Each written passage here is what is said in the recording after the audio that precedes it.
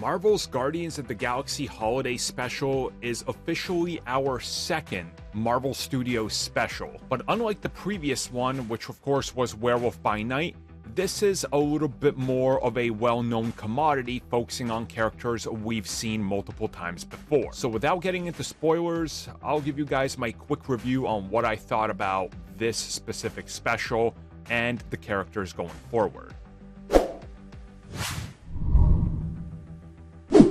So to me, the Guardians of the Galaxy Holiday Special can be described in one word. And to me, that word is fun. And again, that's not to say that this entire thing is all about fun, games, running around, slapstick, and all that. But at the end of the day, you can see that everybody on set was having fun. That shines through with everybody's performance, with the story, with what they're doing, and what the aim of this special was. And putting the focus on some, what I would say, less explored characters for a good amount of it, I think really works well for this. Now, of course, what I'm talking about is Drax and Mantis. The two end up taking a lot of the spotlight, and we see what they are up to. Now, it's not a spoiler to say that obviously they are after Kevin Bacon. And I'm not going to spoil how that all ends up and what happens there, but it's pretty fun. Kevin Bacon seems to be having a blast, and it's a good time all around.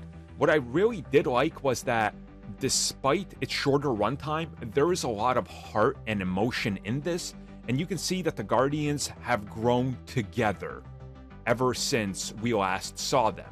And despite the fact that we haven't had a standalone Guardians film in such a long time, it feels like these characters off screen have developed more personal relationships, more of sort of a analysis of one another's traits when the other feels bad, and how maybe they can kind of fill that void for them. Again, it's a lot of character development that they've went through, and I find that to be incredibly rewarding in this.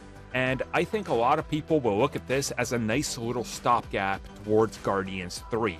And ultimately, there's a couple things in here that kind of give us an idea of what the Guardians are going to be doing next, and maybe what the bigger idea is. But it's nothing that's like going to make this required watching for Guardians of the Galaxy Volume 3, I would say. And I think that's in design. Overall, I really enjoyed it. I thought it was great. I think they took their time and did exactly what they needed to when they needed to. And I think by the end of this, it's going to become one of those things where people will, I think, rewatch it every year if they're fans of Marvel and have a good time with it. And ultimately, I think that's what a good holiday special, or just a special, should do.